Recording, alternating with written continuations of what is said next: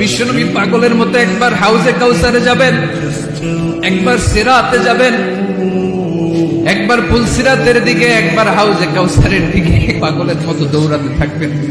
তার কোন গুনাহগার উম্মত যাতে জাহান্নামে ঢুকে না যায়, সেদিন কেউ সুপারিশ করতে পারবে না বিশ্বনবী ছাড়া।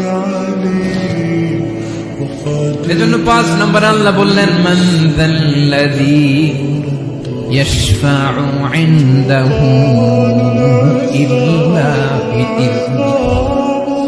কার সাহস আছে, কার এত বড় বুকের পাটা কিয়ামতের কঠিন দিন আল্লাহর সামনে দাঁড়িয়ে সুপারিশ করবে? কারো ক্ষমতা নেই, কারো ক্ষমতা নাই। বিশ্বনবী সিজদায় পড়ে উম্মতের জন্য কাঁদবেন, সবাই কাঁদবে, নফসি নফসি, আল্লাহ আমারে বাঁচাও, আল্লাহ আমারে বাঁচাও। বিশ্বনবী বলবেন, উম্মতি উম্মতি। বিশ্বনবী আমার জন্য কাঁদবেন, আপনার জন্য কাঁদবেন।